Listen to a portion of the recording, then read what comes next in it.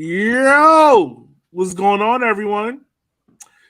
It's been a long time coming. We have missed, let's see, the Leagues Cup taking over the U.S. Open Cup, Austin FC crapping the bed against Violet AC, the European Super League kind of making its way back, but not so certain, but it's kind of making its way back. Fort Madison, Greenville, Tormenta, and North Carolina FC decided about every part of USL League One. Brandon, oddly enough, has another job, I think. Chip traveled the world to France, and Kyle has finally came out and said, fuck them kids because he is tired. Welcome to the show. That's everything. That's the prediction show. Have a great week. See you next week. No, I'm joking. All right, y'all. It's here. We're about 7 days away from USL League One. On the show tonight, I have Chip. How are you doing, bud? Good. Still a little jet lag, but ready to talk some League One and probably piss off some Omaha fans, unfortunately. Have you started hallucinating yet? No, not quite. Okay. So we're about, 6 hours away from hallucination? So that'll be like halfway through the show tonight because it's preseason pick. Bet. All right. And the guy below me with his locks going frontward, looking all cute and stuff, is Mr. Kyle Carr. How are you doing, sir? Good. Preparing for this next round of a winter storm, so can't wait to wake up at 5 a.m. to shovel this driveway. I love it. You don't understand how badly I want snow right now living in Virginia. No, you can take this shit. I don't want to deal with it anymore. That's fine. I stay in the house. I want to say that, but I still gotta get up and still shovel the driveway. I still got to shovel. So regardless. Oh, that's right. You got a job. See, as a teacher, when it snows, I don't go to work. So that's yeah. My job's unless the kids are home, you're pretty much working. It's like, well, shit, I can't get out of it because daycare's always open. Sucks to be you. I mean, I'm paying the money. It might as well be right. open. Yeah, for sure. And also, last but not least, the guy that is the favor of the eye of USL Championship Overlord Soccer. It's Mr. Brandon. How are you doing, sir? You have made appearances on USL Tactics, I think Backheeled, the USL show, League One Updater. What other shows have you been on since we've been on break? I was on the Ford Madison podcast for a while. I've been on that one. I think that's it though. I think really only the Ford Madison podcast outside of this. And Backfield hasn't invited me yet, but call me, okay? Okay. All right. Guys, we got a lot to go over. Of course, tonight is our prediction show. But before we go into that, we just want to say if you're watching on YouTube, make sure you like, you share, you subscribe. If you're listening to us on podcast, like, share, subscribe, leave a comment, share it with a friend. In years past, we were the only League One show. Well, actually, I think the last 2 years, right, Kyle? Yes, we're the only show that was dedicated to League One. Yeah. And now we got, 4 different shows? We got League One Updater.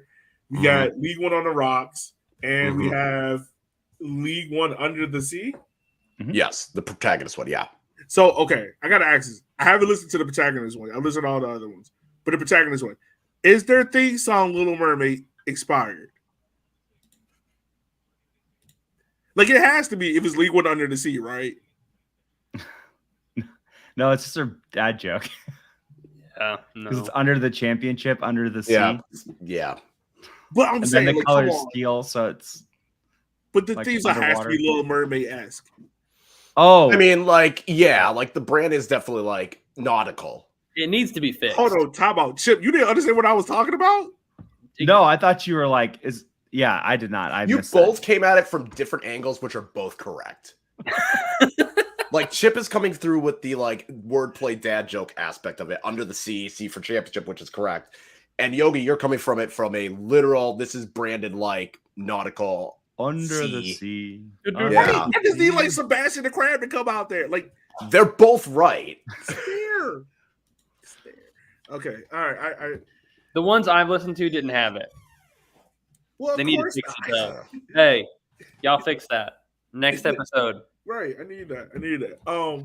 So we got 4 different podcasts, so make sure you go support them as well. But make sure you support us. First and foremost.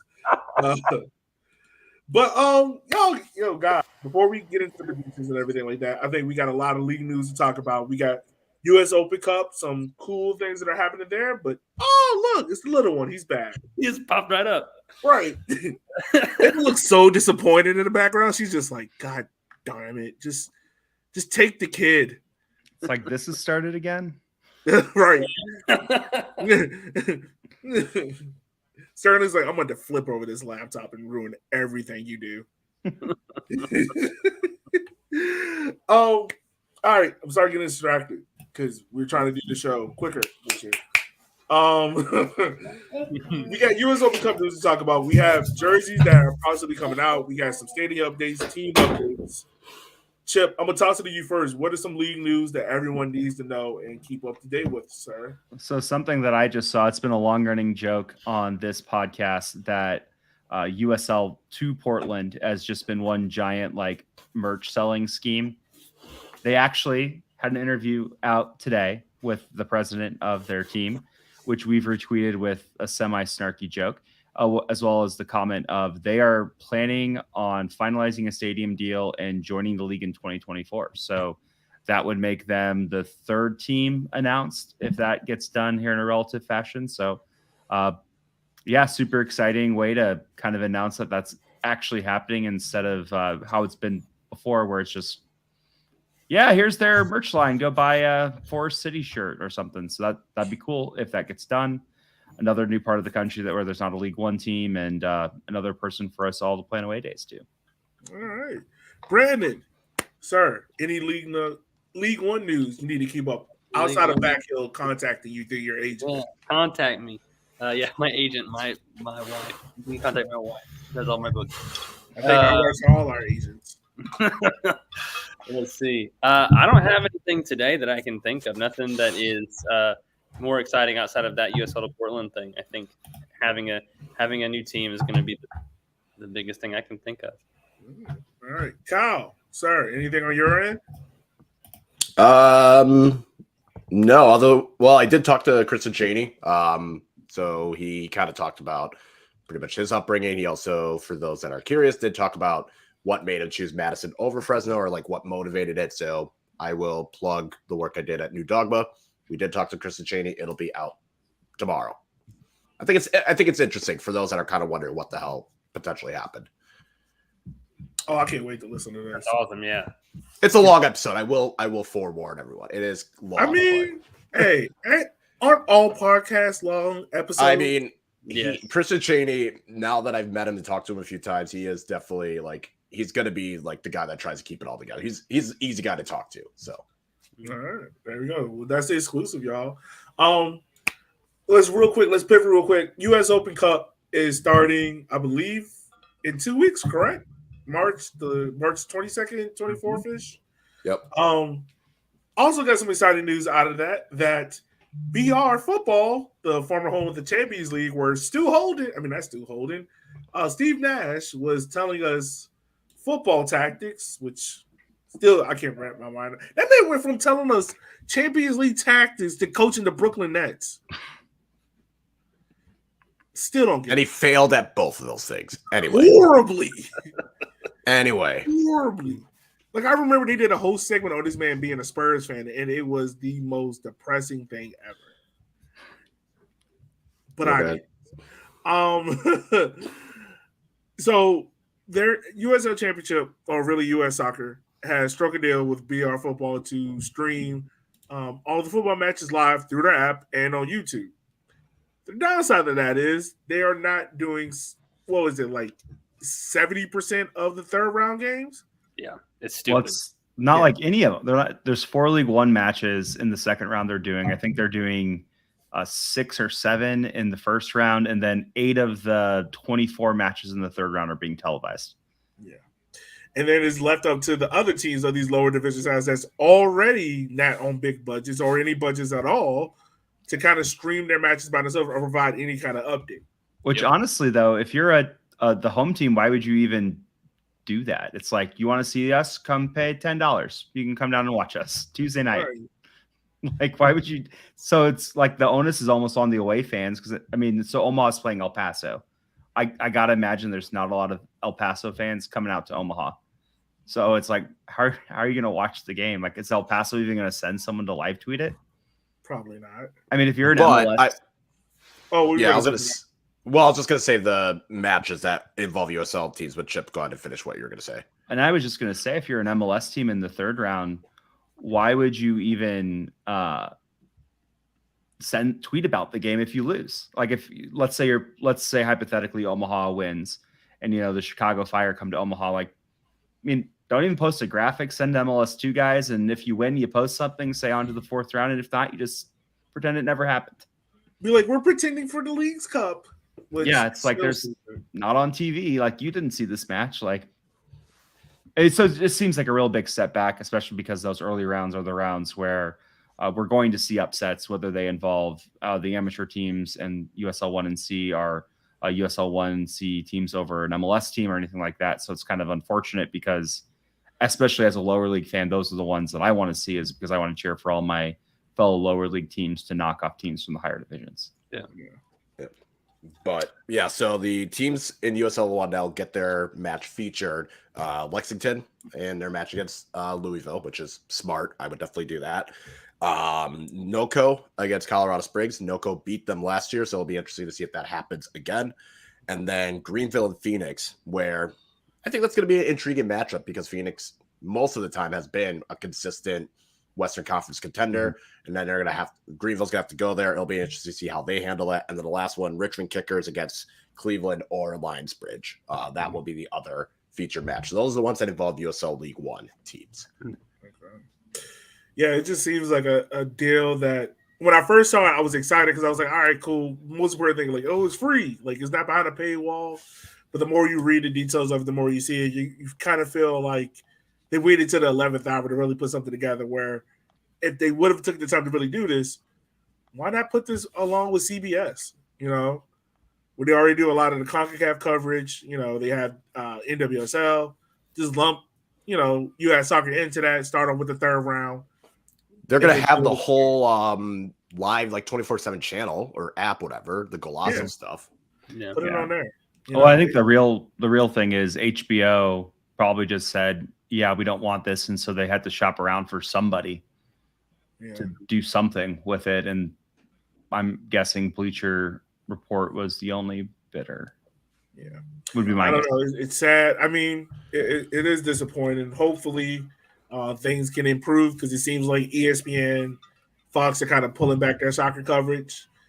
So hopefully, this time next year, we're talking in better terms of this coverage. But it's time to get started, y'all.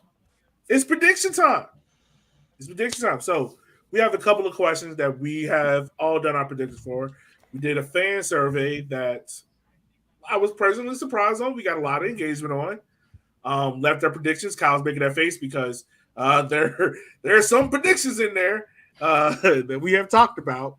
So some of the things that we talked about was who's going to be the Golden Boot winner, who's going to win MVP, who's going to be the Dark Horse MVP, Coach of the Year's conversation, who's going to be the newcomer of the year, assist leader, defender of the year, keeper of the year, and always, we keep it on brand here at Walking 90, your vibes and your chaos team of the year. So, guys, I say we get started with Golden Boot. So last year, Golden Boot winner was not the 1, not the 2, but the 3-time back-to-back Golden Boot winner, Emiliano Terzaghi. Year after year after year, people have doubted this man. He's gone on to win this award. Does he win it for a 4th time in a row, y'all? I'm at the point where it's kind of like back in the day where it was like Tiger Woods or Serena Williams versus the field. And I'm now at the point where I'm just going to take the one person against the field. So I am picking Terzaghi this year. I also have Emilio Terzaghi winning. Again, he's won it 3 years. It's not been particularly close any of the years. And, again, he lost Bolaños, who helped out a lot. But as we'll see when we get to my assist leader, I've got a joke there. But, until proven otherwise, like, yeah, I mean, sure, why not? Like, why is he even still in this league? Like, go play in championship. Oh, because we play a lot of money to him. Yeah, stop bullying us. As you should. As you You should. should. Pay a lot of money to him. Yeah, Pretty much Stop- told that man whatever you want, you can have. I mean, go see if you can do it in El Paso, Terzaghi. You know, No. I heard Colorado Springs is real lovely. No, absolutely not. Just wants him gone. It's Um, gone. Same with Pittsburgh needs the- a new striker. right. Well, same with the other pick that we're gonna get to. He should. The fact that he's still in this league this year is criminal. Like it's That- criminal. That one shocked me a little bit more. That one shocked me a little bit more. So for me personally, I went Keziah Sterling. Now look, the league had to kind of doctor it last year, where they had to be like, "Oh, we're gonna add in playoff goals towards the Golden Boot race," to try to make it seem like there was real competition, but there wasn't. But I'm going with him. What is it, second year back? I mean, it just between him and Terzaghi, you can't go wrong. Those Well, are all the thing is, very he safe too bets. is- Yeah, it's very safe. And he hadn't had much playing time before he came to Torment, and now he's got a full year under his belt. Mhm. So, like constant playing time. Well, So and he that's got scary. better. Yeah, He that's got what better it's as the year. Yeah, Yeah. like I thought that Kingsford was going to be their big guy, especially early on, but then Sterling really like turned it on in the last half of the year, and that's the big reason why they lifted the cup last year, and everyone else didn't. No doubt. Pete, who did you have, sir? I'm going out on a limb here, and you'll see it later too. I'm going with Garrett McLaughlin. Okay. He had 15 last year.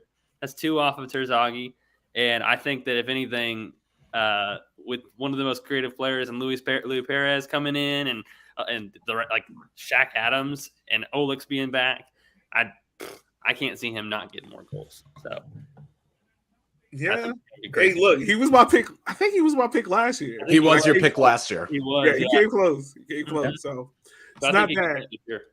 Not a bad choice there. So the fans' pick was between Sterling and Terzaghi. So I mean, it doesn't seem like we're way off with the fans out there thinking. So we'll see. It's going to be interesting, nonetheless. I think this will be a close. I think it'll be a close Golden Boot race. I feel Yeah. like almost every team in the league has a top level striker that could theoretically contend for a Golden Boot. Yeah. What? Let me ask you this before we move into the next question.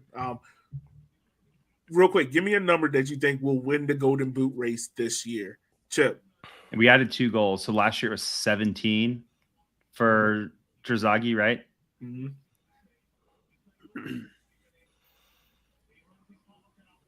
18. 18. 18. I'm being very safe with this one. Brandon. What you To got? win the Golden Boot, I'm going to say 8. I was going to say 18 as well. I think 18 is just a safe number. I think we're going to have more goals this year, so I'm going to go with 18 as well.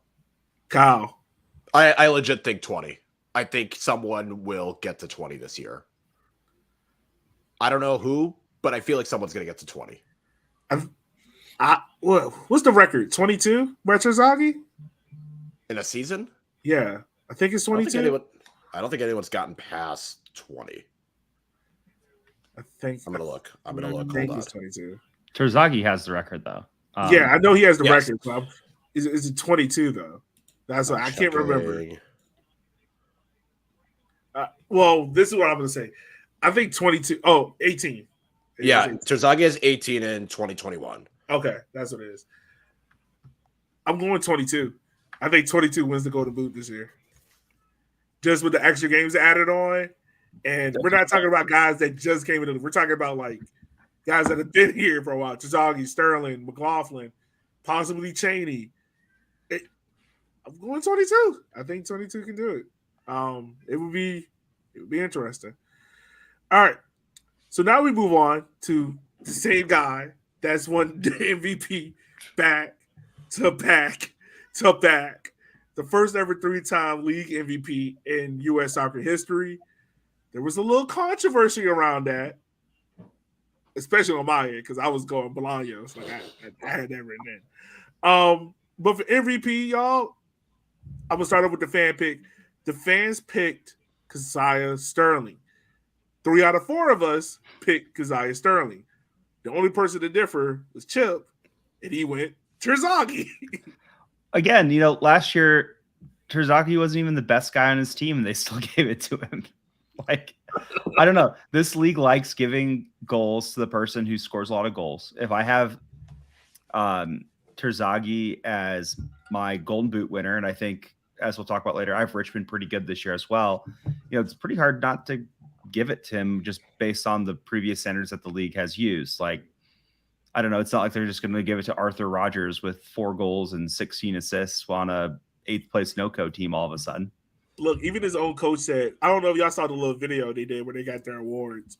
Even his own coach was like, I don't know how you won Defender of the Year, but you won it. So even his own coach knows something is up. Well, right. It's like when Dami won, and it's like, yeah, I mean, he's essentially a left wing.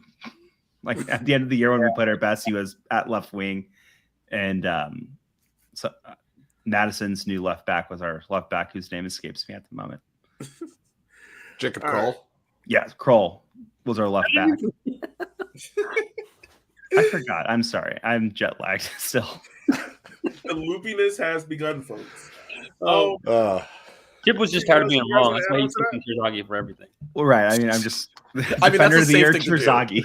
Terzaghi. He's like, I don't want to be called out at the end of the season when we review all of our preseason predictions. I'm just going to pick Terzaghi and Richmond. Look, sometimes you make some bad predictions. It's okay. It Look, happens. We talking about a guy below me. Matter of fact, we talk about this guy that picked Jimmy Oblate to be Coach of the Year, and this man got fired for wilding on his day off. If you gonna make a bad pick, baby, you just gotta swim with it. Look, it made sense in preseason. It didn't make sense by midseason. They made it to the final. That's true. A whole nother coach that was out The here. talent was there. That was out here Spirit. selling his The cash. talent was there on that team.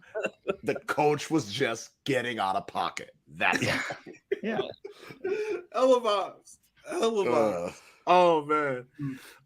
So now we move on to who we think is going to be the dark horse MVP. So this is a player that I think we all agree that might not get the love and recognition of being the MVP, but we think like, yo, they should be it. So the fans pick for this one, there was a few that kind of split the vote. So Galvanez, Arthur Rogers, Lopovitz, Olex Anderson, which was a surprise to me, and Rafa Michigan, which was not a surprise to me.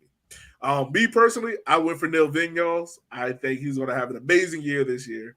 So that was my pick for the Dark Horse MVP. Brandon, who did you have, sir? I picked Corey Bennett. I know this is a long shot. This one feels like a long shot, but like 11 goals, I think 4 assists, and you got King Kelly coming in, and you've got Gabriel Oberton coming back. I think he's got and you got Trezor and Mbuyu with you too. I think he's got a big season ahead of him. So I think even if they don't win, he's somebody who deserves a ton of recognition. I think who will. Yeah, we'll see. We'll see. Definitely see with Charlotte re-signing Dane Kelly there. Kyle, who did you have, sir?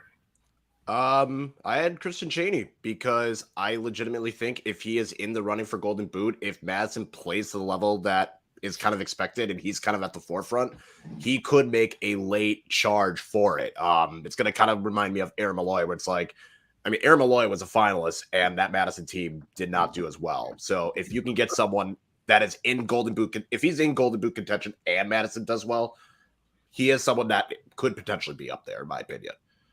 Okay. And he wants a Golden Boot. Like he said, like he wants to go for that Golden Boot. And I think, again, if someone breaks 20 goals, yeah, it's going to be hard to deny it. Yeah. It's going to be hard. It's definitely going to be hard to deny it there. Chip, my man. Yeah, and just kind of like what Kyle was saying, especially it's one thing if you're on the 12th place team and you're scoring 20 goals, because then it's like, well, someone has to score on that team. It's another thing if you're in playoff contention, home playoff game contention, or championship contention to kind of say, no, you aren't one, which is kind of why I went with Labovitz. I don't know if I really buy into the whole Greenville's getting too old narrative that you're kind of hearing online a bit. I think they're still going to be really good. They brought in some youth, which I think will really help out in some of the slowness they've had at times, just with some of the older players. Labovitz was amazing last year. You kind of forgot about him because he got hurt for a bit. But again, if you're going with, high score on the best team, Labovitz is probably that guy. And I will say, just shout out to Rodgers. I mean, I think Rodgers might be one of the best players in the league. Like guys like him and Doyle, who I guess Doyle would be more of the dark horse just because I think he had a perfect 100 on goals above replacement. And he barely made the first team last year. So I guess he'd be one too. But, if you're picking, like, if you want to be real spicy with your pick, I'd say Labovitz, he's going to score a lot of goals. He's going to be on a good team. You're not going to seem that wrong at the end of the year by saying, Labovitz is going to do something, especially if he stays healthy and especially if Greenville, with some of the improvements they've made in their midfield, he could have a really big year this year, bigger than last year, which was a huge year for him as well. Chip was so jet lagged, he thought he was me. Yeah, I'm doing homer picks for everybody but Union Omaha today. Oh, it's going to get any funnier. I was going to say, I think I'm literally doing a homer pick for everybody on the podcast except for Kyle, which I suppose is on brand for me. So I guess that's yeah. At this point, it's on brand. Yeah. So I guess if I'm gonna do a homer pick, it's gonna be Dark Horse MVP because that would be great if that. Yeah. Would happen. Yeah. All right. Next, we got Coach of the Year. So last year, Coach of the Year was once again my coach, Darren Sawatsky. One Coach of the Year for winning the regular season title. Once again, another trophy that had a little bit of controversy around it because I believe Ian Cameron should have been Coach of the Year.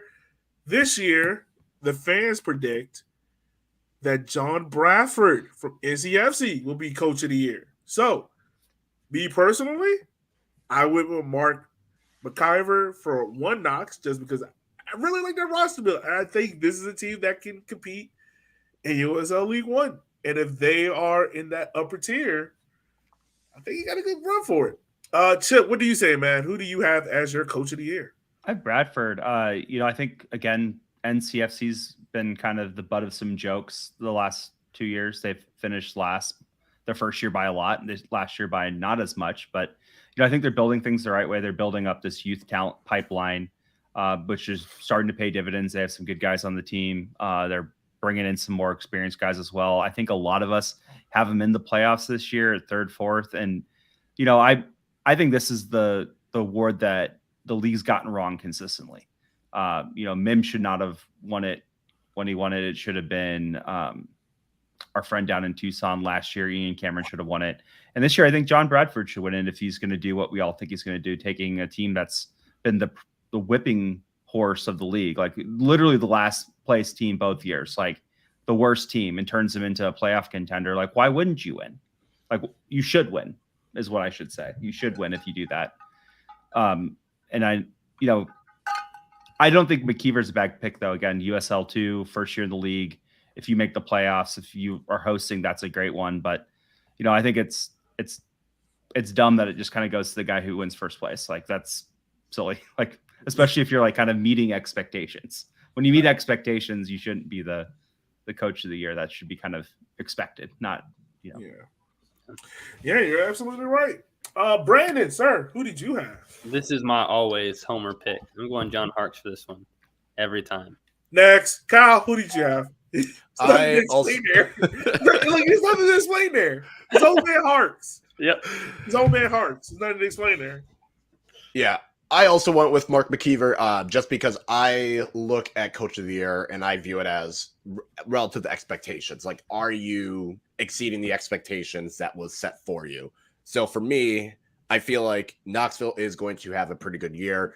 I think McKeever is going to do a really good job. That's not to say guys like Harkes or Bradford or, Schwatsky, any of them don't deserve it. I just think relative to expectations, other than Sam Stockley over in Lexington, I feel like everyone everyone is going to either meet or slightly surpass their expectation. While with McKeever and Stockley, it's like, there are no expectations. Like, it's, great if you do well, not going to be the end of the world if you do poorly. So I went with McKeever because I think he is going to have the biggest overachievement, which seems harsh to say, but I think he's just going to do that good of a job that'll earn recognition from everyone else. I think that one's crazy too, just because he's a winner. I mean, like, everywhere he's gone, he's won. Right. And so, like, this would be a really big test. And if he can win here, like, I mean, what's what's not saying that he can't take another step up? You know what I mean? Well, Like, and Yogi and I were saying that last week. That jump from League 2 up to League 1 is a bigger jump than I think people realize because the season's longer. You're going to have more training, stuff like that. So it's going to be an adjustment. But he seems like someone that can handle that adjustment. Yeah. All right. Real quick before we move on to the next question, if you're looking for team reviews, like Kyle just mentioned, good plug there, Kyle. Go back to our previous podcast where last week we did team previews for every team in USL League One. Split over 2 podcasts. So just make sure you go check that out there. Guys, this is the newcomer of the year. So this is the person who's brand new in League One. I know a lot of people in here put Devin Boyce. Someone put Jonathan Bolaños. I don't know who, but MLS He's next not even. He doesn't even go here. he doesn't go to the school. Devin Boyce does not count because he's already played in League One. So the fans' pick was Sebastian Anderson. I don't know who this is. Any of y'all know who this is? I do. Yeah, Okay, who is he? you go, He's Brandon. he played for One Knox last season. He's their striker. Okay. He was their leading scorer. So Okay, all right, fair enough. Okay, so that's the fans' pick on that one. For me, I had Edward Delgado, the goalkeeper for North Colorado. I'm not gonna lie to you, I am super high on this guy. Kyle told you I kind of cold in my expectations a little bit on NoCo, but I'm really high on this guy. He come from Phoenix Rising, and I think one of the weaker points of NoCo last year was the goalkeeper position. I think he can improve. He's not going to be keeper of the year or anything like that, but he'll be one of the top 4 goalkeepers in this league by year's end. So, y'all remember last year when NoCo had 3 penalties in 3 minutes because the goalkeeper kept stepping off the line and he got a red card? yeah. Yeah. So if he doesn't do that, I think it's a win. Oh, what a fun time. I think it's a win. Kyle, who did you have as newcomer of the year, sir? I had Steven Dos Santos over at Omaha. I think, one of the things that Omaha really needed was going to be a striker. I know they brought back Meza and they had enough on the defense, but it was kind of like, okay, they need to bring in a striker because that was the thing that hurt them a lot last year, especially down the stretch. So getting someone with that pedigree up in USL Championship to get there, and especially someone of his quality, I think that's going to be huge for Omaha, and why I have them higher than I did, when we first did our way too early predictions as well. So he's someone that I had as a newcomer just because I feel like he's going to have the biggest impact. All right. Chip, who do you have? So I was trying to do our averages real quick. I also have Sebastian Anderson for the same kind of reasons everyone's kind of talked about. He's a hot shot guy, probably could have had some time in USLC, decided to come back to One Knox. I think One Knox is going to be really good. I think he's going to score a lot of goals. We're talking newcomer of the year. We love goals. We love guys on good teams. There you go. All right. Keep doing those averages, Chips. I love you for it. Yeah. Brandon, sir, who do you have? Same thing. I had Sebastian Andreasen for the same reasons Chip said. All right, there we go. Easy there. So it looked like Sebastian should be low-key in the running for MVP, the way how it sounds like we're talking about him. Next award we got up next is assist leader, and this award makes me a little sad because this player is no longer with us. I really just made Bolaños sound like he just died. Okay. Bolaños moved on to MLS Next Pro. But last year he led the league with 11 assists. Mind you, I think he missed like 8 games. But still led the league with assists. Had 11 last year. So the fans predicted that Luis Perez, who was formerly of SC Tucson, he went to NoCo, right? I mean, not NoCo, NCFC, right? Yeah, he went to NCFC. Okay. God, they have NCFC is trying to make like a little mini Real Madrid in USL League One with all these signings. So they predicted that he will be the assist leader this year. Me personally, I would a little bit different. I would with Espinoza, midfielder in Chattanooga. Reason why? He was second in the running last year. Right behind Bolaños. I think he ended on 7 or 8, I want to say. So yeah, he was right behind there in the running for it. So that was my prediction. But Brandon, Who did you have, sir? You're probably better at this than I am. I went with Alan Gavlanius again, as I did last year. I think his numbers over and over again speak to him getting. Well, I'll use a different word. He performs, and he performs enough that he should be getting more assists based off of all of his numbers, but he never quite gets the recognition he deserves or the numbers that he deserves based off of the chances he creates. So I think this year, again, with more attacking talent up front for Greenville and just some more dynamism as they go into the final third, I think Allen will finally start hitting those numbers. Okay. Kyle, sir, who do you have? I went with a different player over at Greenville. I went with Devin Boyce. I think someone that is going to – I think the reason why I picked him is I feel like he's going to be the one that's going to drive through the midfield and the opposing team defense and lay the ball up for someone to just tap it in. I feel like he's going to be doing that a lot. I feel like he's just going to be more direct, and his dribbling and ability to kind of break through the lines is going to be key for Greenville. So I went with him. Okay. Chip, sir, who do you have? I have just some random dude off of Richmond who was going to spoon feed Terzaghi the ball. I love it because it's low-key going to happen. Well, right. I mean, again, finding a narrative in my picks would be Terzaghi, until proven otherwise, is going to win. It's just like Bolaños last year. He just fed Terzaghi the ball, and, Terzaghi's on the end of it and, gets it in. And it's like, yeah, so it's going to be some random dude off Richmond. That works for me. I like that. Next pick we talk about is Defender of the Year. So this award has been one of the stupider awards in USL League One because I think 3 out of the 4 years this award has been given to a fullback who damn near plays winger. No, I think all 4 years it went to a fullback, hasn't it? Ian Cameron. No. Ian Year Cameron. one was Who was it? Oh, Fricky. Fricky, right? Yeah, but Yeah, so Fricky's the only real defensive player to win this award. Yeah. That's a goddamn shame. Last year's winner was Arthur Rogers. So, and the reason why he won it, get this, he had 80 chances and 9 assists. Nothing about defense in that whatsoever. So, guys, the fans picked Jake Dillinger. Dangler. Butcher that.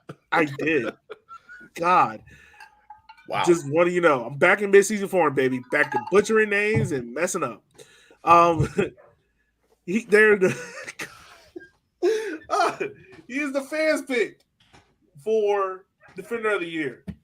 Me personally, I went with my buddy up in One Knox. I went with Jalen Chrysler. I think he should have won it last year. I made a really strong case and argument for it. He didn't win it. I think he wins it this year at One Knox. Chip, are you still doing averages over there? I'm almost done. I'm putting the list together. But Okay, I went pretty, Arthur Rogers. Again, why are you still here? Why do you play in League One still, especially for NOCO? Like, yeah, that's clearing. Like, do they just have you in some crazy contract that you can't get out of? Like, why are you still here? Like, go somewhere else. Like, stop harassing. That's where the stadium money went to, Brandon. It went to go play Rogers. Yep. That's why it's taking so long. Maybe if they had sold Rogers, they could build the stadium quicker. I don't know, but why are you still here? Go away. It's the chicken or the egg. Something got to come first. Brandon, who did you have, sir? I mean, if we're gonna go by the league, I picked Arthur Rogers, and I do have a bit of a hot take. Davey Mason, the guy that Tormenta signed, he basically played as a left winger during all their friendlies, and he looked really, really talented. So if he gets playing time, he could easily be Defender of the Year too, based off what I saw. Okay. All right. Kyle. Oh, Kyle, did I already ask you? No, I didn't. No, but I also had Arthur Rogers because this league will reward defenders that contribute a lot to the attack. So pretty much any defender that scores. Pretty much if your team has a fullback that can get forward and create some chances of goals, they're going to win. Yep. Yeah. Seems like it. All right. So this award has been probably the most hotly contested award in USL League One. is the goalkeeper of the year, guys. And to be honest with you, the fans, me, Brandon, and Chip all went Rashid Nuhu because he won it last year. Kyle, you went a little bit different. Explain this one, sir. I picked someone that is going to have to do a lot of work. And He's a busy guy. they're going to need to do their performances, even though the team probably won't be as successful. It's because of them that it's not going to get them to the level of OCB and NCFC 2021. I went with Ofek Ant-Man. He was really good last year. Like, I think that's something that because Fuego was such a whatever team, he did really well. And I think he's going to have to stand on his goddamn head this year. So it's going to be he has a shitload of saves, and that's going to be really hard to ignore. Yeah. Yeah, I agree. I almost went with Nuhu, and actually I did put in Nuhu at first, and I was like, actually, no, I'm going to go with Ant-Man because that guy's going to be doing yeoman's work. It's going to be like the dude over in Charlotte. Well, that's the crazy thing about Charlotte. Like, they don't have him this year. Yeah. No, I think he went to Miami FC, Zendejas, right? Yeah. I think he went to Miami FC. He went back. Yeah, he went back to his parent club. This is crazy. It's going to be interesting, y'all. It's going to be interesting to see. I think another good shout out there is probably Akira. I think that's another good shout out as well. The fun part of the show is we have the Vibes Team of the Year. So this is the team that is going to be real fun to watch. What?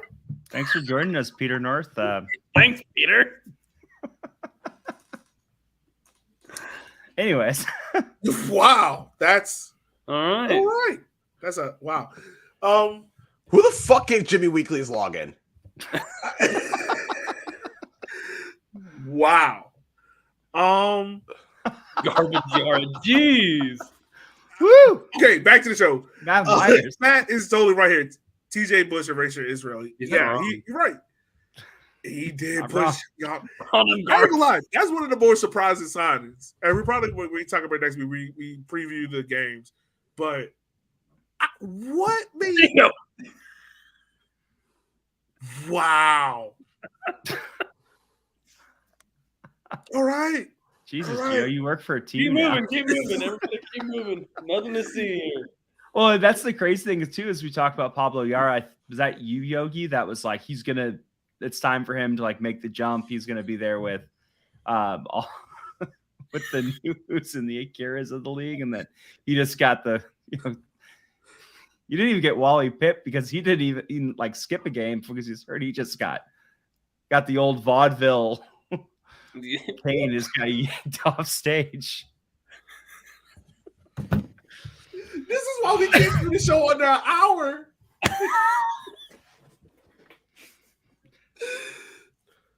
Oh, That does not help the situation.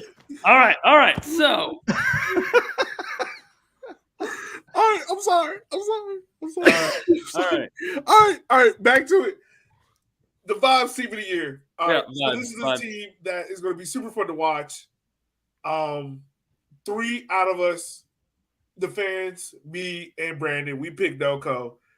Chip and Kyle went NCFC.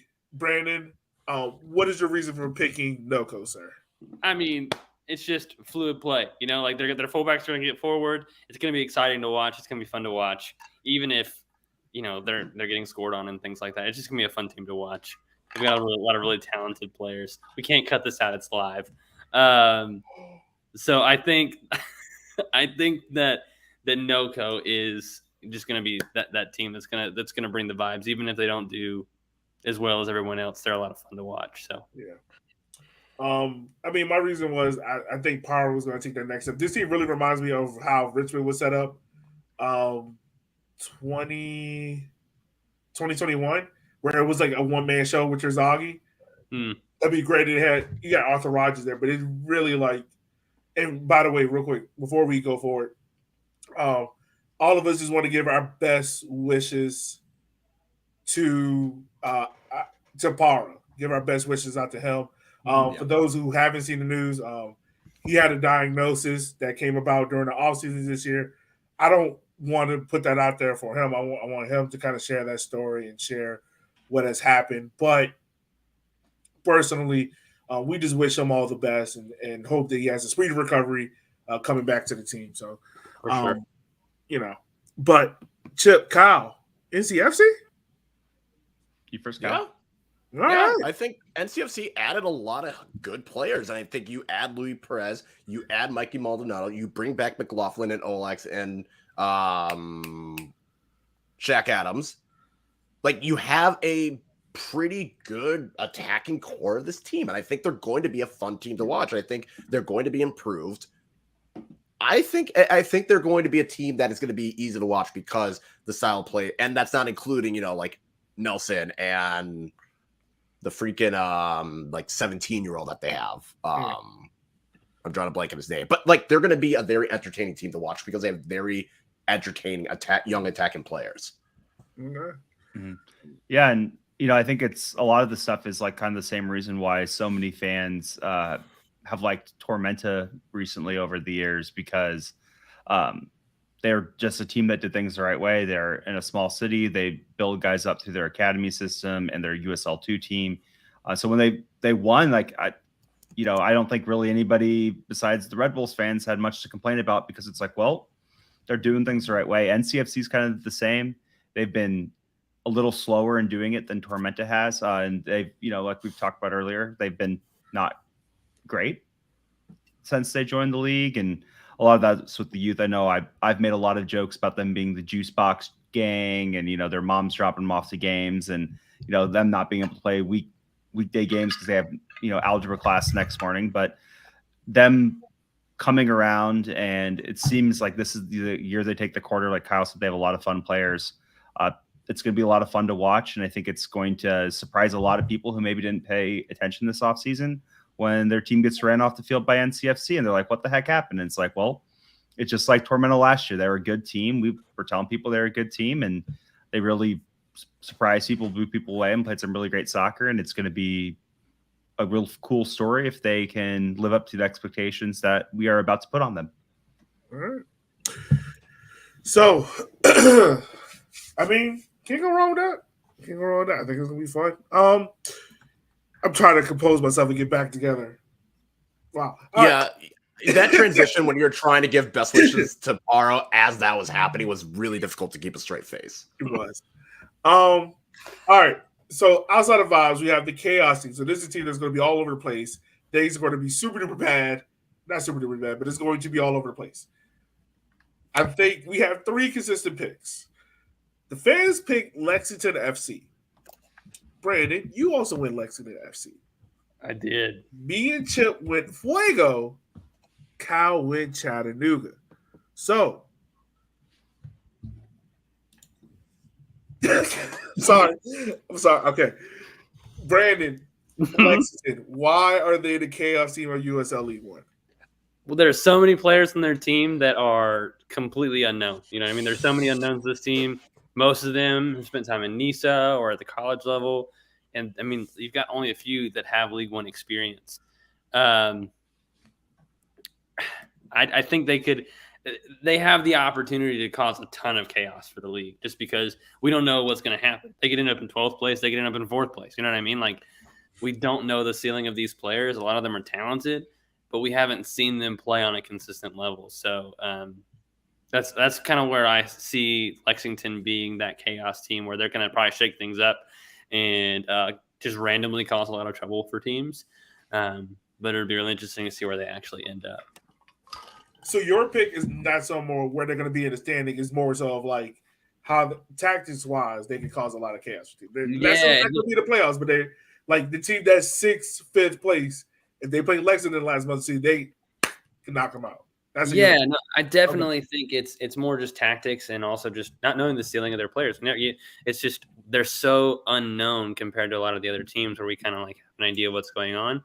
With Lexington, it's like one, they're really secretive about their playing style. They seem to score a lot of goals, but like it just seems like they've got a bunch of really talented players that we don't know how they're going to perform against all the other players in the league.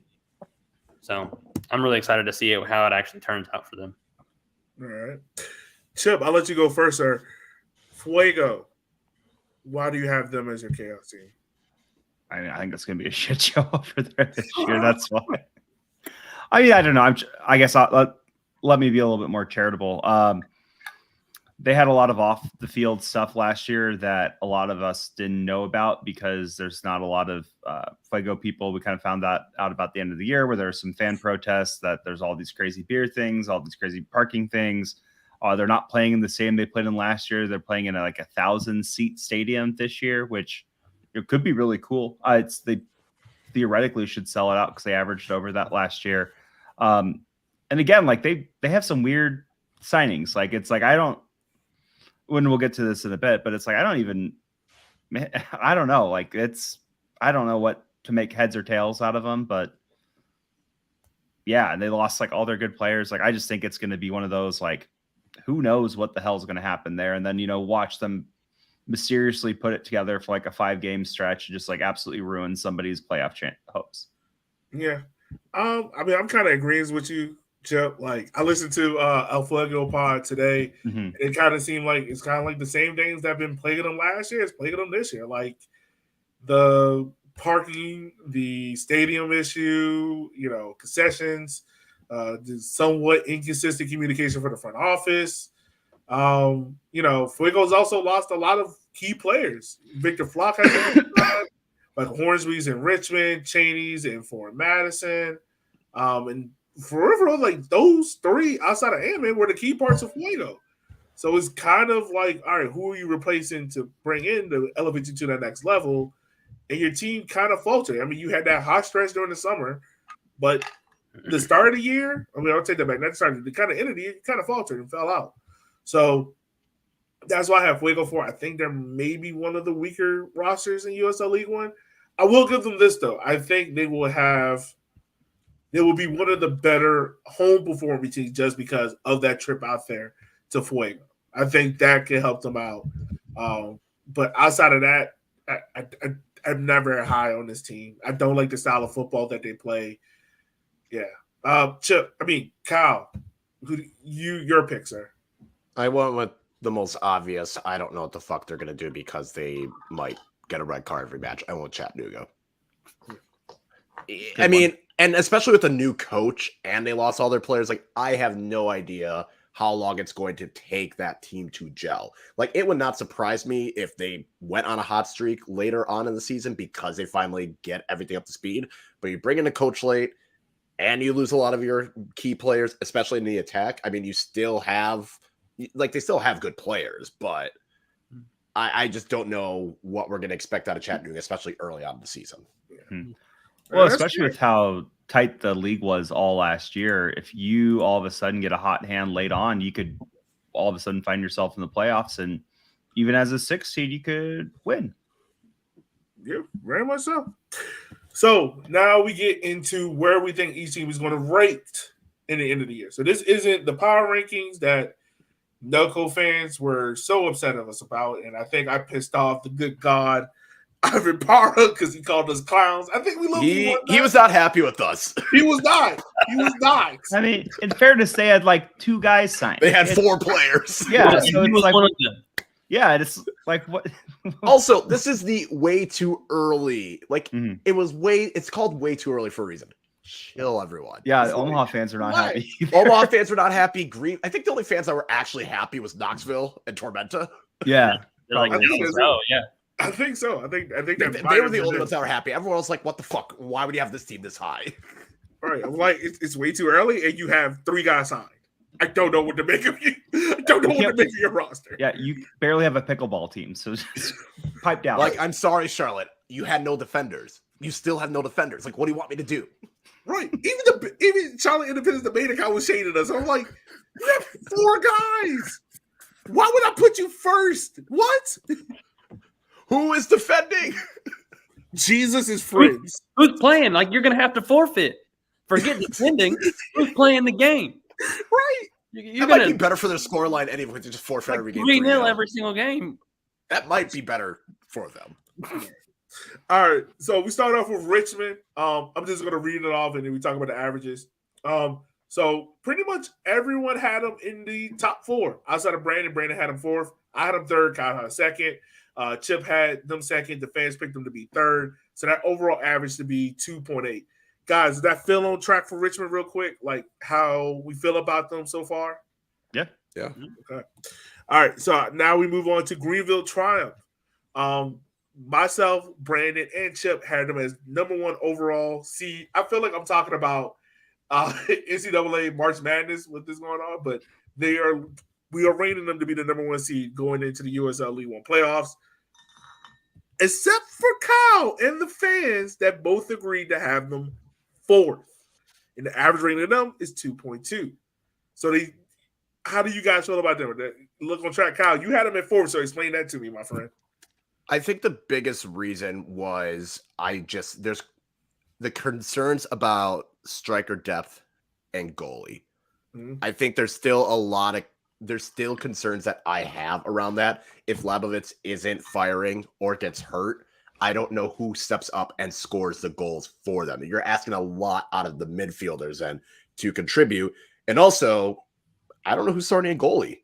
Like you had Dallas J, who was really, really good. You had Paul Christensen last year, who had stretches where he was really, really good. I don't know who's going to start. And that's why I was hesitant to put him at the top spot. I still think based on the moves that they make, and it's still Greenville, it's still John Harkes, they're going to be somewhere in a home playoff game area.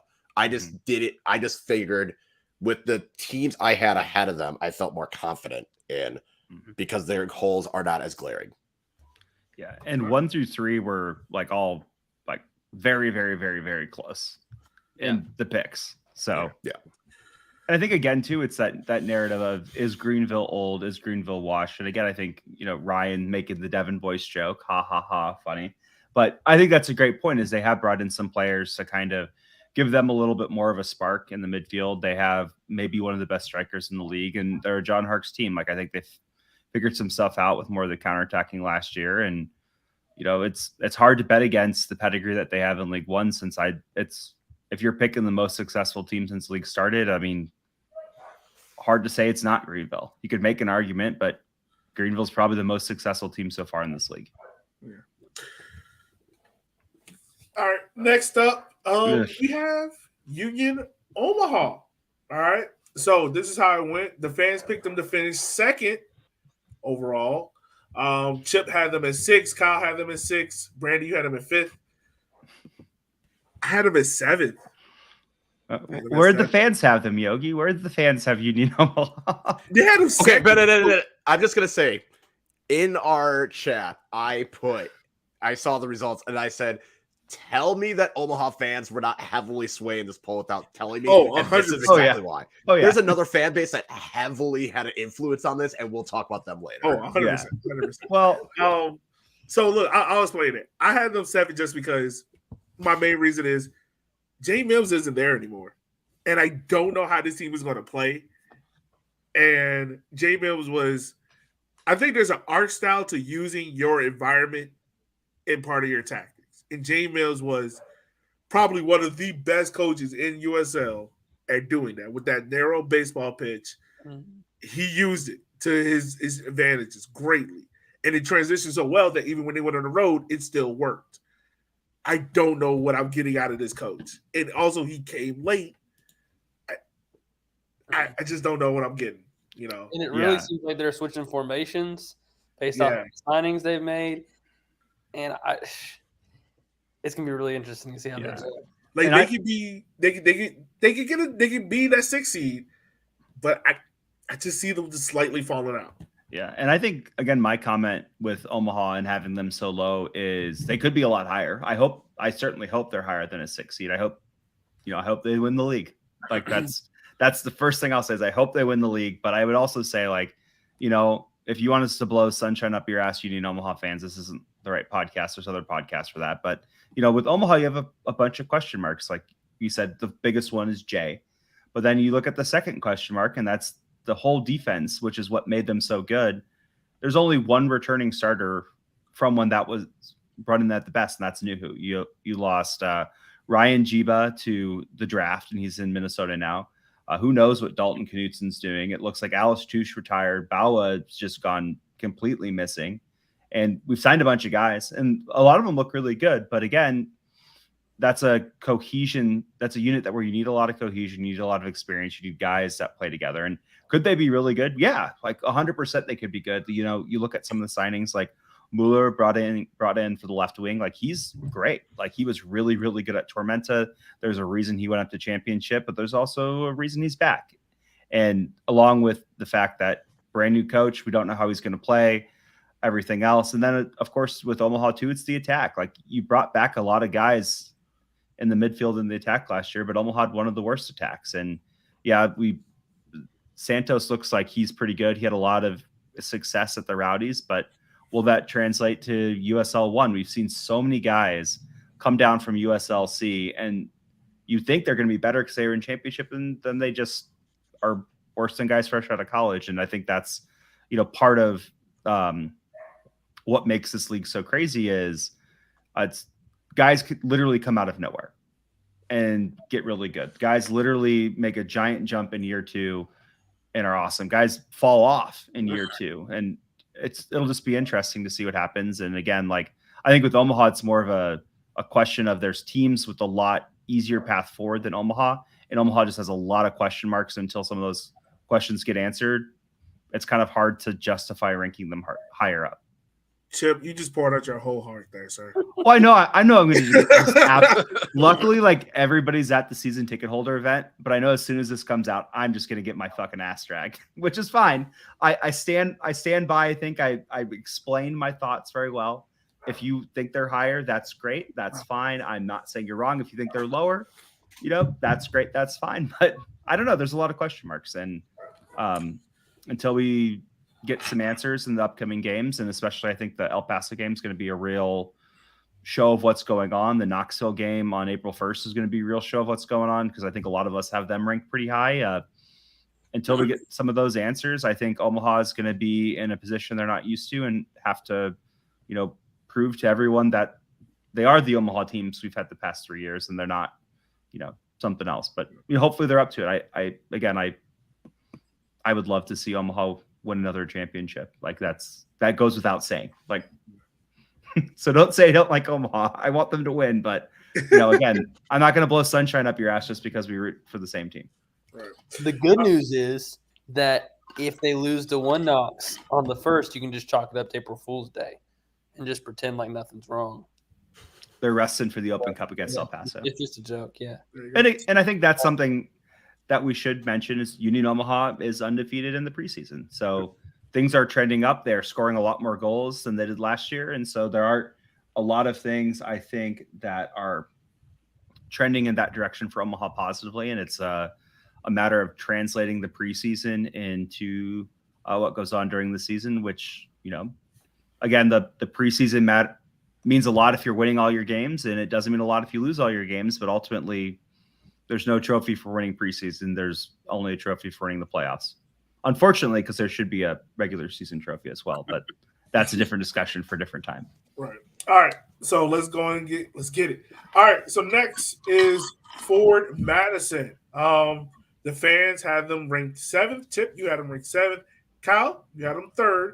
Brandon, you had them 9th. I had them 4th. So the average is a 6. And the placements are kind of either you're really high on Madison or you're really low on Madison.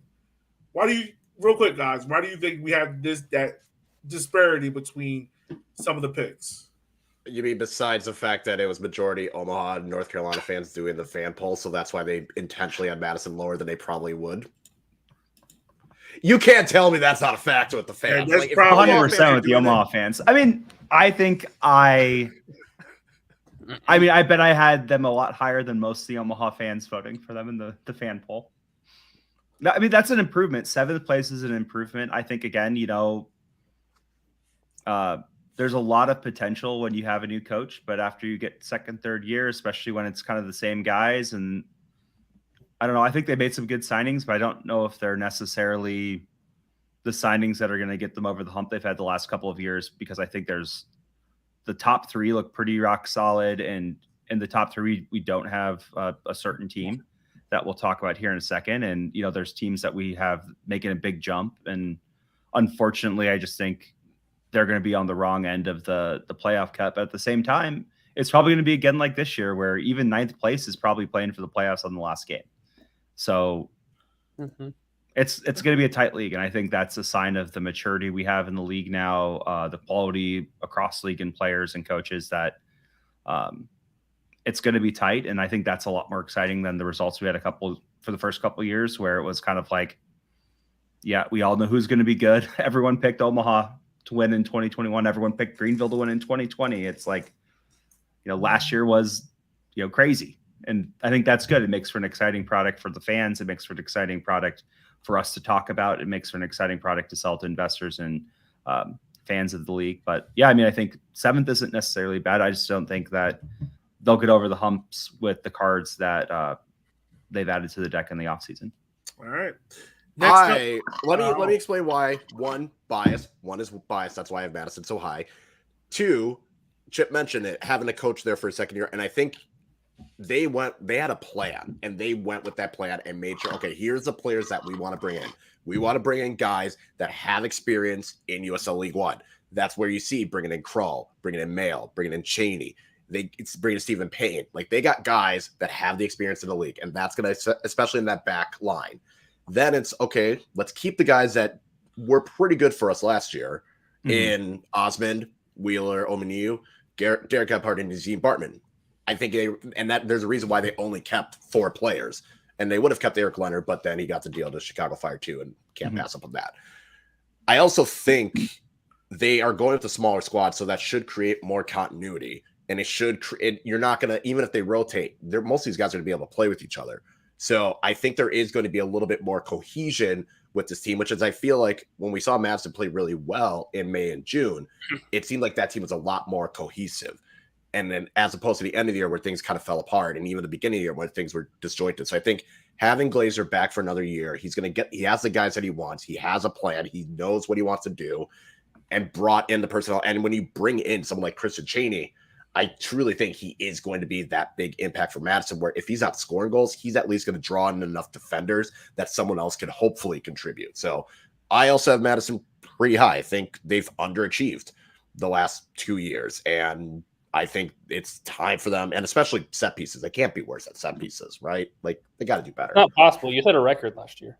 Right. Like, they can't be worse at set pieces. And when you bring in dudes like Mel and Krull and Osmond, and then you have Brotherton on the bench, who are all fucking tall, plus Ciceros and Cheney, who are good aerially, there's going to be some overcorrection. So and yes, I'm also going to claim bias, but I feel very confident that it should be an improved Madison team. I'll just say this. For me, they're a top 3 defense in the league. All right. Fair enough. I love the conversation, but we got to keep it pushing. So Chip can get to his beloved Creighton. Jays. Next we have NCFC. I had him at 5th. Brandon, you had him 2nd. Cal 7. Chip 3. The fans have them number 1. Once again, another team like Forward Madison. It's a little discrepancy there. My fault. The overall average for them is 3.6. So top 3. Guys. I didn't know NCFC had that many fans. Like, you certainly wouldn't know it looking at their stadium the last couple of years. Yeah. Guys, very online, I guess. I guess just never online, but don't participate. No. We're talking about a team that last 2 years won the Wooden Spoon. Why are people so high on them, real quick? Why are people so high on them?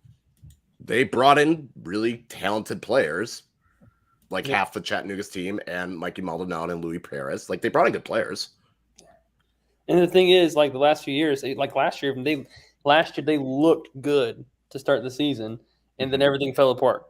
They didn't have any leadership.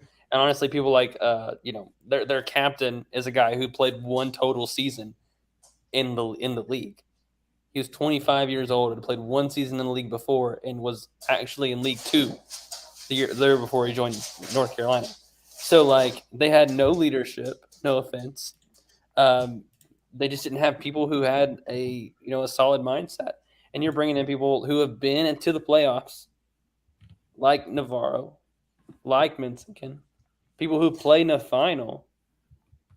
And suddenly you have all this leadership around an already really good attack with people like Shaq Adams and Alex Anderson and Garrett McLaughlin who've proved they can score and score and score, and Perez who's proved he can get the ball in positions to help people score. So like all of that combined with the fact that they're still a really talented young squad, like it's hard to bet against them, you know? And not to mention they have something that most of the teams don't, and that's a certified stud up top that can find the back of the net. Mm-hmm. Real quick, so me and Ebony got into it on last week's show. Kyle, you was part of it. I asked a question. If things don't click right away, is Bradford on the hot seat to start the year off? Real quick, yes or no? Chip, is No. Bradford on the hot seat if things don't go right? Kyle? Brandon? No. Wow. Okay. Honestly, there is only one coach I think could get sacked midseason if things don't go well. Who is that? Fuegos. Yes. That's the only one I feel like if things go poorly, they're not making it to the end of the year. I could see a lot of teams having coaches not be brought back the following year if things don't go well. Like I could see if NCFC doesn't do well, Bradford doesn't come back. I can see Madison if Matt Glazer doesn't come back. Like I can see coaches like maybe not get to it maybe after the season ends, but during the season, no, only Fuego. Okay. All right. All right. Next up we have is Charlotte. I did not put them in Charlotte FC as I mistakenly have done in years past. Consistently across the board, guys, 9, 8. Even the fans agree, 8. You know, some of the conversations we've had online and hearing from Charlotte fans is we have enough experience. We were one of the best attacks. You know, we got all these veteran leadership coming back. My drawback with Charlotte is sometime Father Time comes knocking on that door. And if he comes knocking on that door for 2 of your players, it's not going to look good. Yeah. It's not going to look good. And you already had defensive issues last year. How do you guys feel, real quick, about Charlotte and their build this year? They are going 13-14 Liverpool, where they're going to try and outscore you every single game. And unfortunately, you're not going to be able to get away with winning games 4-3 every single time. Mm-hmm. Yeah. And I think they're 8th, not necessarily on the strength of their own team, but more on the weaknesses of the team below them. Okay. Yeah. Okay. Yeah. Well, that's for me, like those last 4 picks, they were so hard. Mm-hmm. And honestly, the last, like the entire out of the playoff section was so hard. Because, I mean, you got like, for me, I had NoCo and Lexington and the Red Wolves and Charlotte and Forward Madison. Any of those teams, I feel like, could jump into any of those positions just because of how crazy the freaking league is. I had Omaha and North Carolina, like, you could flip-flop them between the 6 seed. Yeah. Mm-hmm. So it's just like, it's for this team in particular, too, it's like those teams out of the playoff places, they just have distinct weaknesses that they showed last year that said, okay, I don't know if this team could hang full on as a playoff contender. Like literally, Zendejas stood on his head. Talk about goalkeepers sitting on their head. The main reason that Charlotte were in the playoffs last year is because Zendejas continuously stood on his head. They conceded over like almost half their. I'm pretty sure it was like almost half their goals in that 7-game stretch where he wasn't there. It's like, so that man stood on his head and made it happen for Charlotte. And so I just that's a big enough question mark on its own. If there's a definition of mid-table, that would be Charlotte. Yeah. Mm-hmm. I mean, it really just feels like teams 1 through 5 are in one bracket, teams 6 through 9 are in one bracket, and then 10, 11, 12 are like their own kind of thing. It really feels like that so far. Yeah. All right. Next behind them, we have Fuego, who across the board, everyone that has them winning a trophy this year, which is the wooden spoon. Which is not the silverware. We don't need to go long with them. I think it merely just comes down to, I think ownership has done a bad job with this team. Like I think this Fuego team could have really been a kind of gateway to lower soccer in California. Like there's so much talent out there, and it just feels as if it's just been underutilized. Once again, I don't like their tactics. it just could be a much better build. I think next year things might improve, hopefully. But I mean, for the El Fuego pod, I can't remember the supporters group name right now, but I hope them all the best, and I hope they don't have to drink too many overpriced beers to enjoy this dumpster fire that they're about to see. Well, the thing that's really frustrating is it's like they've signed some really big impact, a really big impact player in JCG and Jose Correa Garcia. If you look at their roster on their website, like if you go today to their website on the league page, they don't have a single player on the roster. We know they've signed a few people, but it's like that's a basic thing. You know what I mean? We're 2 weeks before the season starts and the roster, and it just, especially for a player where they're probably paying a ton for, and Jose Correa Garcia, like not even to have him included on the list, it's just wild to me. And they've done some cool stuff, like they're playing Pachuca, which is cool, and probably will do a lot for the city and probably bring in a lot of money. But it's like, it's the little things that seems like just can't be gotten right for some reason. Yeah, very much so there. All right, so we move on from the Wooden Spoon winners to the team that won USL League One last year in the playoffs. It's Tormenta. So interesting things here we have. I have them second. Kyle, you have them number one overall. The fans have them number one overall. Chip has them fourth. But the most interesting is Brandon has them number 6. Brandon, and explain this to me, man. I'm just trying to give Bolt more content. He just Okay, all right. Yeah. Brandon's So looking for attention. Let's go, Bolt. You can send all angry emails to Brandon at walking90.com. There it is. No, I feel like last year, I mean, when you get down to it, they were barely a playoff team. And that's not a knock on them. They grinded it out and made it happen at the end of the year. And they set up in a way in the playoffs that helped win the league. And I think that's awesome. I think they've pretty much kept the same players. And they lost a few really important players and brought, a few more in. I just feel like, again, I think they could totally make the playoffs. I think they could totally win the league again. But I don't think it's going to be because they're in first place. And that's not because they're a bad team. I think it's just because how chaotic this league is. If anything, they get into the upper levels of the league because of the play of their forwards and just random really good defensive performances. I don't think they're bad at all. It's just one of those, again, where there's so many good teams in that top 6 range. And I just think easily they could end up being one of those teams that jumps into the playoffs and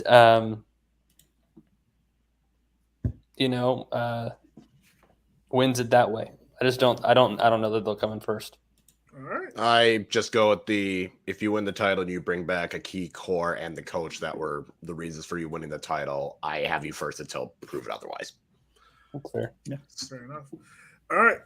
We move on to the team that's in the Bluegrass State. This is Lexington FC. I think Tyler is perking up to hear how we got his team ranked. I think he's not going to be too excited with the picks because consistently across the board, they're ranked really low, guys. I got them 11th. Brandon, Kyle, Chip, you got them in 10th. The fans picked them to be 11th. I think we can all agree it's not so much what they're doing off the field. It's more so just the talent pool they have on the field.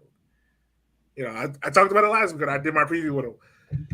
When you look at this, they brought in, granted, there is some veteran leadership there. And I think, I can't remember who, but someone alluded to earlier of like, you brought in this veteran leadership to try to, you had this young core, you brought in veteran leadership to kind of boost them to the next level.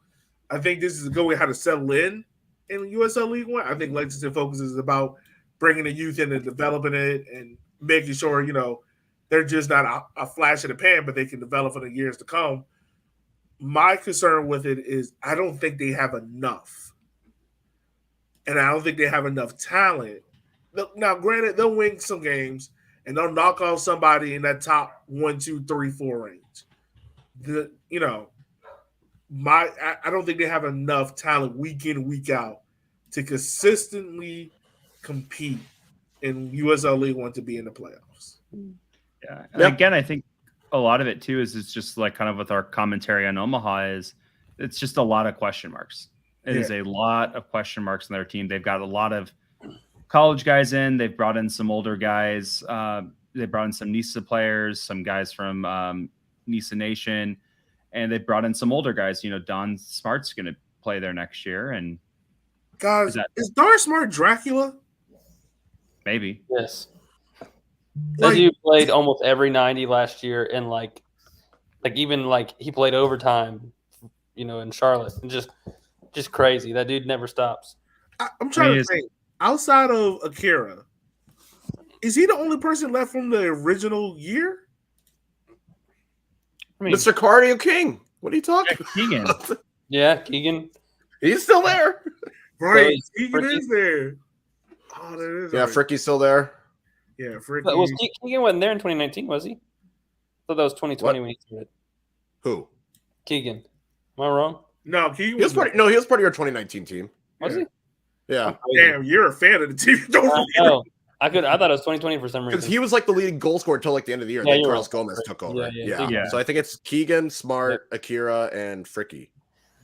And Luke Pavone. Yep. Paul. Yeah. Okay. Yeah. But Oh, again, Yara. Pablo. Yeah, literally most of Greenville. Yeah. Yeah. Mostly Greenville. Yeah. Luke, Greenville. Akira, Don Smart. It's not many. No. I think maybe like 10 tops. Yeah. But, you know, again, it's just for them, it's a lot of question marks on what are they going to do. And I think the teams kind of up in the top 6, 7 are a little bit more known quantities. And the rest, it's just kind of like, you know, just a lot of question marks for Lexington. And they could easily, you know, again, just like anybody else, like college guys have a long history of finding success in this league. For all we know, they're going to run away with the league this year. Just it's really hard to pick them much higher right now, just with the strength and the establishment of other players and teams. So if you're a Lexington fan, you know, don't just think your season's done. There's a very high chance you could be in the playoffs. So like The biggest thing for me is when you're relying on a team full of young players who for a lot of them, this is their first professional season. You're going to get a lot of high variance, just like what we saw with the two teams, the MLS 2 teams. Some weeks and some stretches, they're going to look great and they're going to have it together. All the things are going to break. At other times, that youth and inexperience is really going to show. And I think that's what we're going to see out of Lexington. It's just, if you're heavily relying on youth, it's going to create a little bit more inconsistencies. Very much so. All right. So next is the team from good old Rocky Top. It's One Knox. And consistently across the board, I thought everyone would have them higher. They're right at 5th place. I had them 6. Brandon had them 5th. Kyle, you had them 5th. Chip, you had them 6th. The fans had them at 6. Any thoughts on them real quick, or should we just go on to the next team? don't make They me built the regret, roster. yeah. Don't make me regret picking you in the playoffs like I did NoCo last year. Okay, you had NoCo like top 3 or something. Like that was Yeah, like, I think I had Fuego in the playoffs too. No. Chip had Noko leading in like an attendance something. No, he he had had Fuego. It was Fago. That's what it was. That was a smart, but yeah, we don't need to talk about that. I had some good reasoning for it, but it ended Honestly, that up felt being like a layup though at the beginning of the year. yeah, With the NoCo US Open just- Cup game, it really did feel like it. It felt like a Yeah. layup. Yeah. yeah. Well, it's like they brought in all this talent, and it's like, man, they are going to like kick some butt and take some names, and then they. did And it. I think a lot of that, like we've talked about, you could probably blame on the stadium situation. They didn't know where they're going to play every game. You know, you don't get any sort of cadence. The fans never showed up because they didn't know where they were playing, and so I just think a lot of that hurt them a lot. You piss off your fans enough, they're not going to show up. Right. And so I think it's just kind of one of those. All right, but back to One Knox. Yeah. They built a good team. I think Yeah. they built a team that should make the playoffs. Simple. Super solid. We don't know anything about him. All right, makes it very simple. Okay, after that we have the team that One Knox apparently doesn't even know that's in the same state with them because they hate the blue side even more. It's Chattanooga Red Wolves, and whoo, boy, I had them 10th. Make sure I got this all right. Brandon, you had them 11th. Kyle, you had them 8th. Chip, you had them 11th. The fans had them 9th, which averages out to 9.8. So, guys, when it comes to Chattanooga, from being the USL League One runner-up to all the way at the bottom of the table, I know they lost a lot of players, but no faith in the new head coach from Albion San Diego? It's too late. He came in really late. That's just a really hard hurdle. And Albion wasn't even that good last year. Anyways.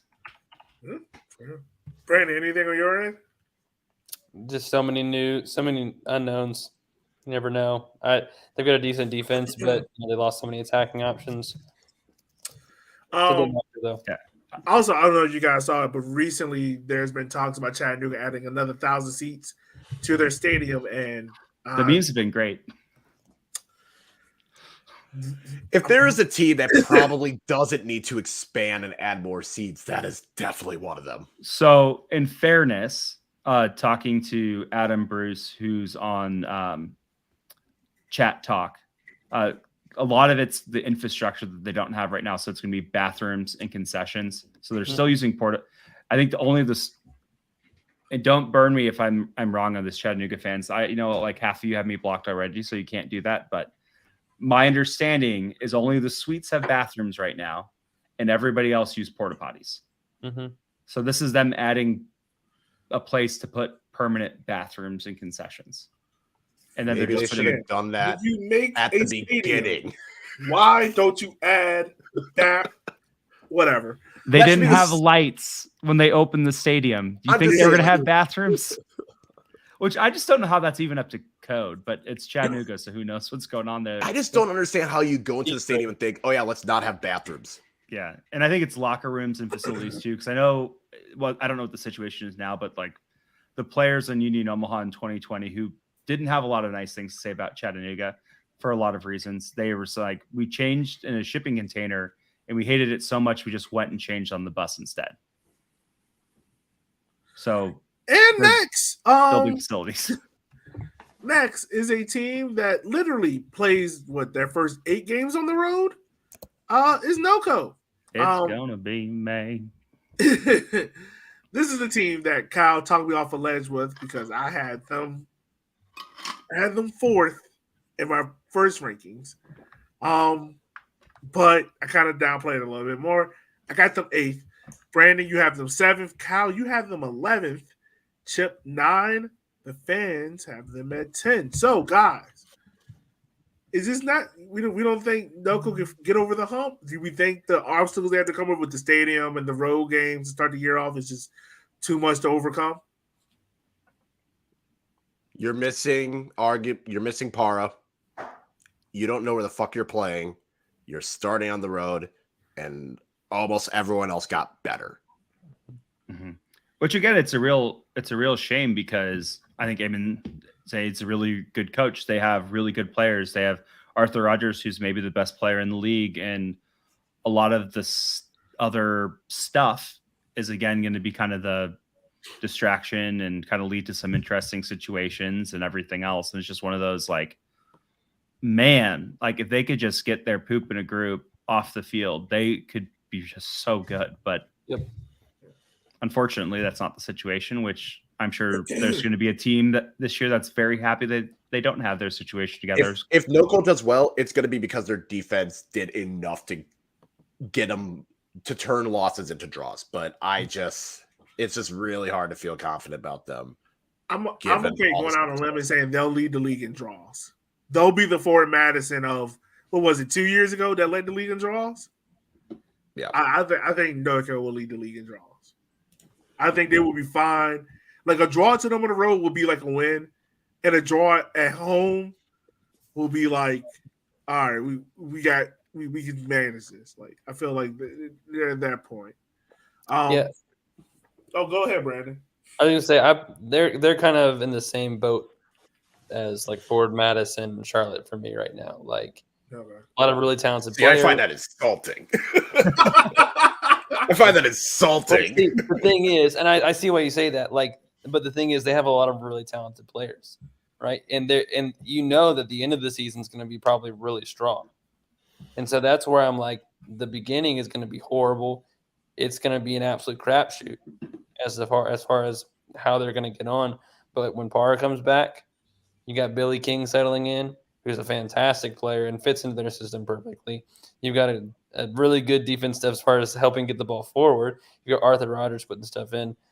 I think they have the talent to come back up a little bit towards the end of the season. With Madison, again, it's the same thing of like they've got a really great striker who can make stuff happen. Not really sure about everything else up front. And then they've got a great defense. And so for me, there's just those certain question marks that prevent me from putting them higher. And that's kind of, I didn't really know where to put those three.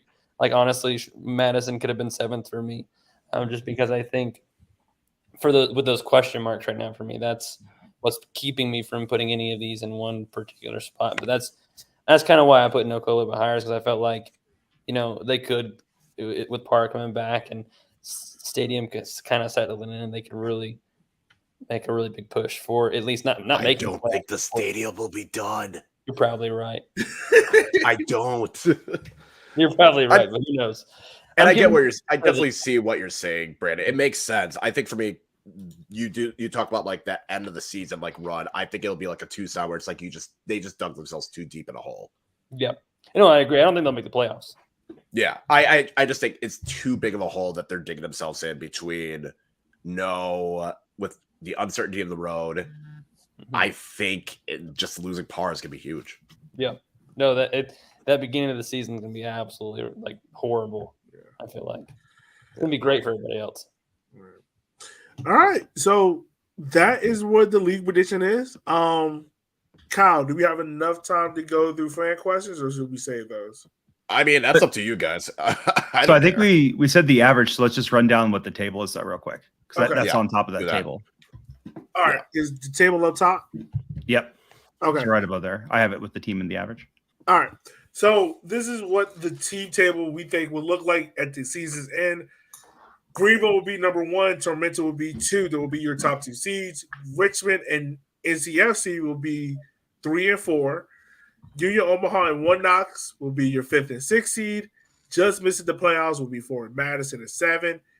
8, 9, and 10 will be Charlotte, NoCo, and Chattanooga Red Wolves. 11 will be Lexington. Fuego will be 12. And I don't know if this is one of the fan questions. It was an interesting question that kind of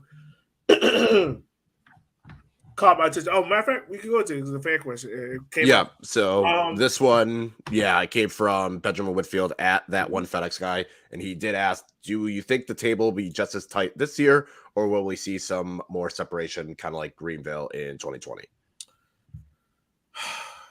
2020 was such a weird year because it was the COVID year, and you didn't play a full schedule of games. I think everyone played. Well, it's an unbalanced schedule too. Yeah. Mm-hmm. I think that's the only reason why. What was the gap last year between the 1st seed and the 2nd seed? Like 30 points? Hold on. Wait, in 2020? No. Yeah. Last year. Okay. Last year, Richmond was 1st with 51. 2nd was Greenville with 46. But then 3rd was Tormenta, 45. 4th and 5th were Omaha and Chattanooga with 43. 6 and 7 were Charlotte and NoCo, 42. Fuego was 8th with 40. And then it fell off the cliff. And then it was Madison at 33 at 9th, Tucson 10th at 32, and then North Carolina at the bottom with 30. So it was pretty close between pretty much 2 and... So roughly 22 points. Yeah. Oh, yeah. 21 points from top to bottom was the gap. Okay. Yeah, so, but you had 2nd to 8 was all within 5 points. So like a game and a half of each other. And then, I think Tormenta, like we talked about earlier, who finished 3rd, could have missed the playoffs and ended up being the 3rd seed and then winning the championship. So roughly we're saying between the team that finished 1st, Greenville, and the team we picked to finish bottom, Fuego, do we think that point gap is going to be bigger? Pretty much is the over under 20, and I'm going over. I think it's going to be bigger. For context, in 2021, Omaha was at top of 51, and bottom was NCFC with 25. So wait, say that one more time. 26. In 2021, it was 26 points. NCFC was at bottom of 25. And this was in 28 matches. Omaha was top of 51. Okay.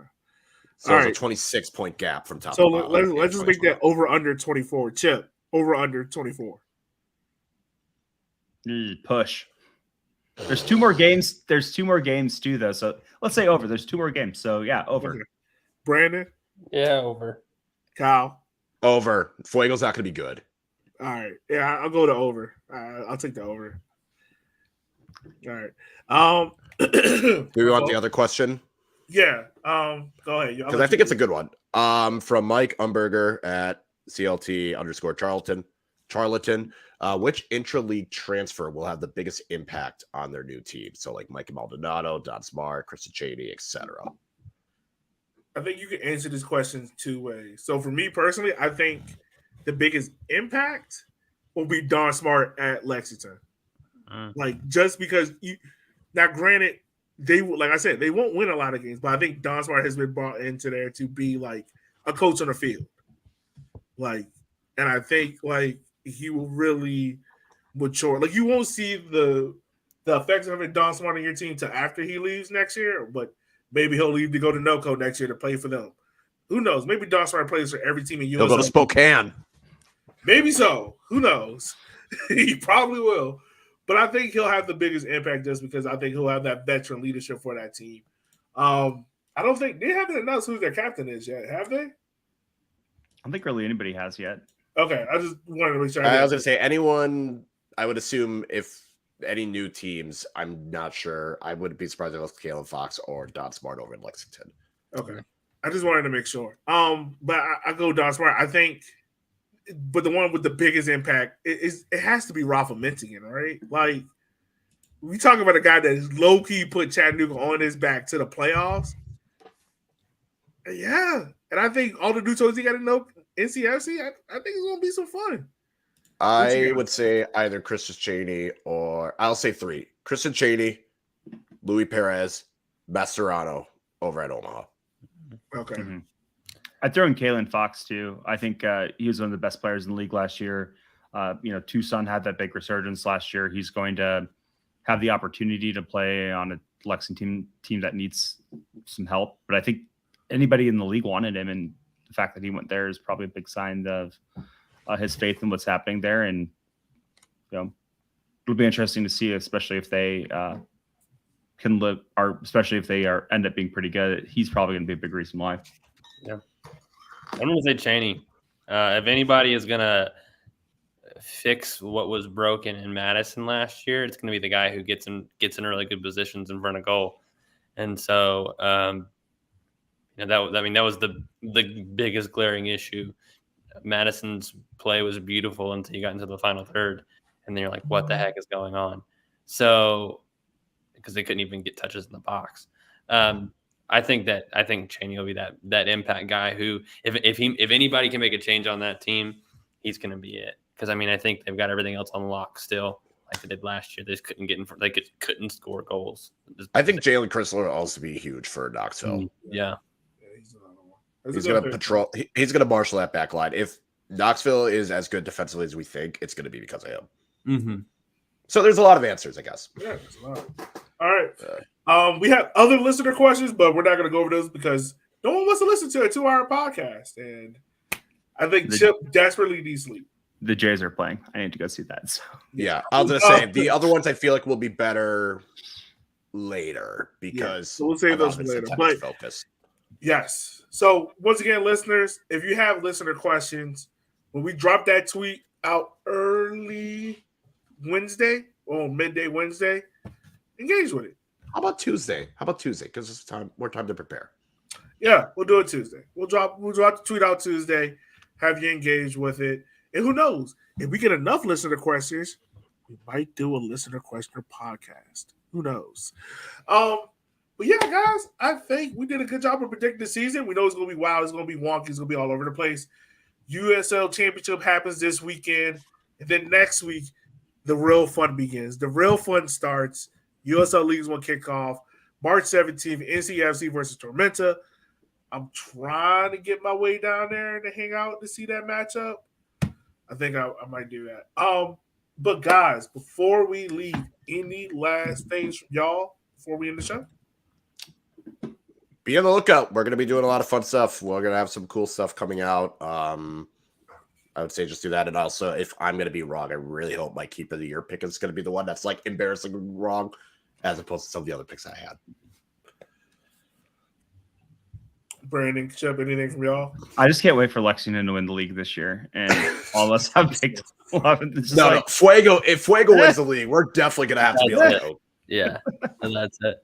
I just want to say that if anybody has complaints, definitely use the email that Yogi gave, my email earlier, Brandon@walking90.com. I don't take any responsibility for any of my picks. I don't care what you think. So, oh man. Once again, listeners, we thank you so much for checking us out, hanging out with us tonight. As always, we can't do this show without you. And as always, support your local media outlets out there. This show has been crazy. We've had porn chat in here. We've had everything, folks. So that's an indication how this year is gonna go. It's gonna be hella fun. But as always, y'all, we will holler at y'all next time. Be easy, be safe. Catch you guys on the good side.